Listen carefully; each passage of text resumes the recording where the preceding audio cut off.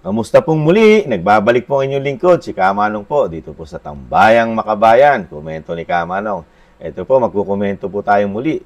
Itong nakaraang balita po, nakaraang araw, nagpahayag po ang ating mahal na Vice President na naniniwala daw po siya na magkaibigan pa rin sila ng Pangulong Marcos, mga katambay. At buo pa rin ang kanilang samahan bilang kahit po siya ay nagbitiw bilang Secretary ng DepEd, mga katambay. Pakinggan po natin ang balita dito po sa news sa UNTV, mga katambay, at komentuhan po natin. Naniniwala si Vice President Sara Duterte na buo pa rin ang pagkakaibigan nila ni Pangulong Ferdinand Marcos Jr. matapos ang kanyang pagbibitiw sa gabinete. Tumanggi naman itong magbigay ng detalye sa naging reaksyon ng Pangulo sa kanyang cabinet resignation. Binigyang din na lamang nito na ang mahalaga umano sa ngayon ay ang pagkakaroon ng smooth transition sa Department of Education o DepEd. Wala pang ideya si VP Sara kung sino ang papalit sa kanyang pwesto sa DepEd. Gayunman, welcome anya para sa kanya kung sino man ang susunod na i-appoint ng Pangulo. Mananatiling kalihim ng DepEd si VP Duterte hanggang sa July 19. I would think, sa tingin ko, ay magkaibigan pa rin kami ni Pangulong Bongbong Marcos. Ayan po, salamat po sa news ng UNTV, mga tambay. Yan po, mga tambay, sa tingin daw po ni Vice President Sara Duterte, magkaibigan pa rin sila sa tingin niya ni Pangulong Marcos, mga tambay. At yung sinasabi ko nga po, mga katambay, na talagang napakalaking dagok po at kawalan sa administrasyon po ni Pangulong Marcos, ang isang VP Sara Duterte na ubod ng galing, mga katambay, lalo po sa pagtatrabaho sa ating bansa. Dalawang department po ang hawak niya. Isa'y pagiging Vice President ng Pilipinas at ubod ng galing ng performance niya ron. Lagi po siyang nasa top, lalo po sa approval at trust rating, mga katambay. Dinadaig pa po lahat ng matataas na gabinete at nanunungkulan sa ating bansa katulad ng Pangulo, di ba? Mga Senate President, lalo ang Kamara, ang Speaker, ang Chief Justice, isang Vice President po ang nangunguna ron, mga katambay. At ganun din po sa ahensya po ng gobyerno, sa lahat ng ahensya ng gobyerno, mga katambay. 2 taon pong nangunguna, nasa top ang DepEd sa pamumuno po ng isang Vice President na naging Secretary po ng DepEd, mga katambay.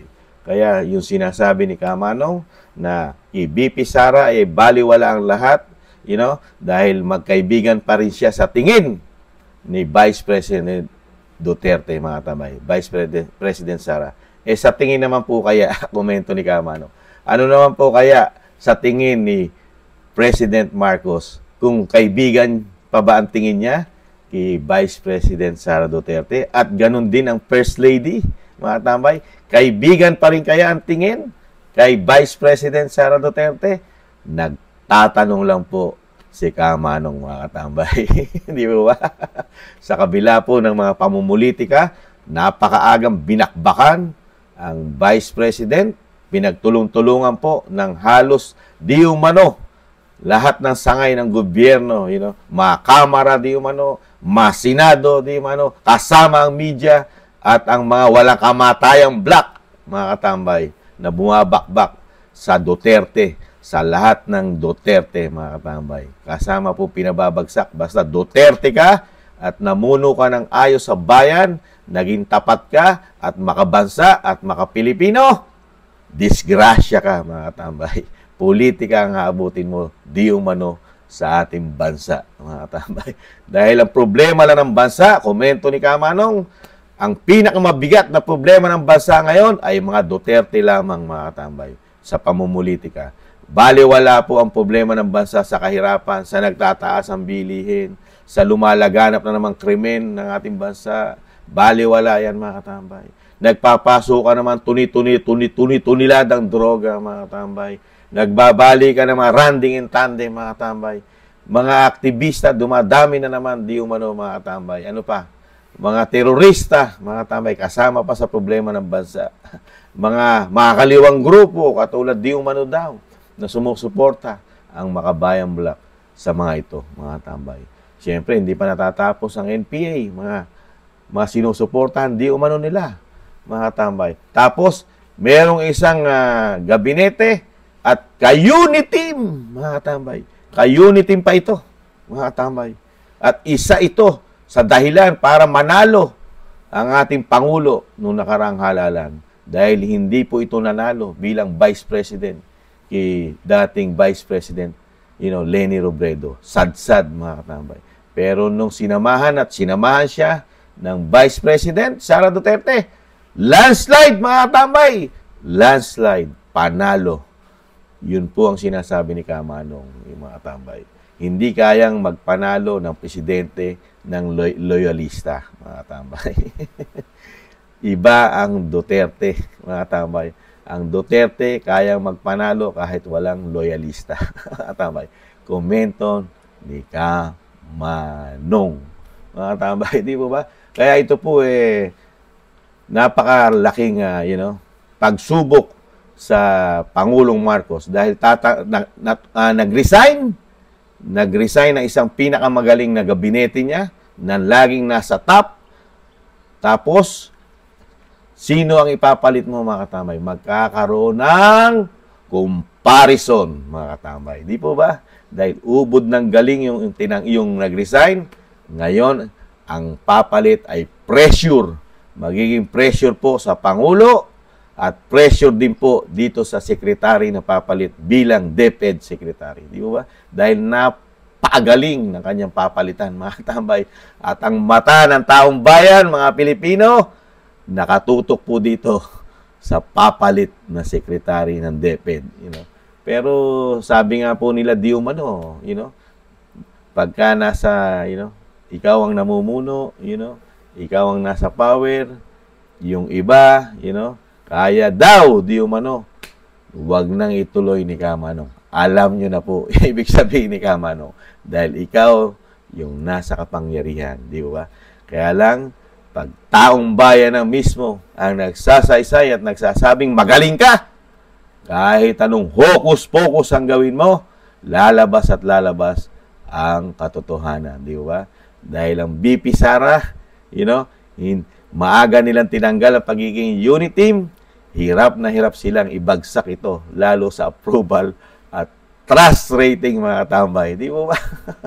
Yun po yun dahil pag nagtatrabaho ka ng tama, minamahal mo ang Pilipinas, gusto mo itong mabago, ginagawan mo ng paraan lahat, serbisyo, kahit limitado lang ang iyong magagawa dahil ikaw sa ngayon ay isa pang Vice President na kontrolado ka ng Pangulo. Di po ba, mga katambay? Pero sa kabila nun, yung sinasabi nga ni Kamanong, Vice President sa kasaysayan ng ating bansa, isang Vice President pa lamang ang nakagawa. History po ito sa ating bansa, mga katambay, na maglagay sa buong Pilipinas ng opisina ng Vice President, mga katambay. At ito po'y may tulong na dala sa mahihirap nating kababayan. Lalong-lalo na doon sa sinasabing hirap na hirap. Pag ikaw ay, nawalan ng mahal sa buhay, namatayan ka, ni pagpapalibing, hirap na hirap ka, mga katambay, di ba? Natutulungan ang opisina ng Vice President at natutulungan din po magbigay ng mga ideas, puhunan sa mga magninegosyo kaday at marami pang programa ang opisina ng Vice President. Sa kabila ng ito'y, kinitil pa po ito sa pondo, lalo po sa confidential fund niya na nagagamit po ng tama sa mga kababayan natin, lalo sa mahihirap, at proteksyon sa mga ating kabataan nung siya ay DepEd Secretary, mga katambay. Kailangan po ng confidential fund ng isang DepEd Secretary rin po, katulad po ng Vice President, dahil hawak niya po ang ating mga kabataan noong mga panahon na yon at sa ngayon, mga katambay. Dahil alam naman natin, hindi tumitigil ang mga kaliwang grupo, lalo na daw di umano ang mga Makabayan Black na mag-recruit, mga aktivista para gumawa ng kanilang enforcement at dalhin sa bundok ang ating mga anak. Di po ba mga tambay? Kaya takot na takot sila sa mga Duterte, mga tambay. Takot na takot sila na makabalik ang mga Duterte. Kasi ngayon po, nakikita natin ngayon, nagsama-sama na sila di umano, mga tambay. Magkakaibigan na, magkakampi. Kaya ang ating bansa, lugmok di umano sa kahirapan. Walang pumapasok na investor na malalaki sa ating bansa. Bagsak ang ating ekonomiya, mga tambay. Bagsak. Bagsak ang ating piso. Nakita nyo naman po, napakamahal ng bilihin. Ano ang iaasenso pa ng ating bansa sa 4 na taon na pamumuno ng ating Pangulo? 2 taon pa lang, bagsak ang ating ekonomiya, na wala namang pandemya na kinaharap. Hindi katulad nung talagang sasabihin mong babagsak ang ekonomiya natin dahil may pandemya tayo na walang trabaho lahat ang buong mundo. Hindi nagpapangsyon ng matino ang ating bansa. Pero ngayon, dire-diretso po ang ating pangsyon ng ating bansa sa buong mundo, mga tambay. Pero sa kabila nun, bagsak na bagsak ang ekonomiya natin at ang ating piso sumasadsad, mga tambay. At napakataas po na inflation na walang trabaho at napakataas ang bilihin. Gumagawa po ng paraan yung 29 pangako na bigas na sabi naman ng ating mga kabayan, di umano, hindi makain, may amoy, mabaho ang bigas na ito. Huwag naman sana, mga tambay, dahil tao ang kakain at hindi hayop, mga tambay. Di ba? Kaya po, abangan na lang po natin, mga tambay, ang pahayag ng BP Sara na nananatiling kaibigan niya, sa tingin niya, ang Pangulong Marcos, at abangan din po natin kung nananatiling kaibigan ng Pangulong Marcos ang Vice President at ang First Lady, mga katambay. At ganun din po, abangan din po natin, mga katambay, kung paano magpe-performance ang papalitan niyang Vice President na ubod ng galing, itong bagong iahalal o ia-appoint ng Pangulo na DepEd Secretary. Muli po, mga tambay, si Katambay Mano po na nag-iiwan po. Tiis-tiis lang po tayo, mga tambay. Talagang ganun ang buhay. Na nasa baba, mahirap, may pag-asa pang tumaas, mga tambay. Tiis-tiis lang po tayo.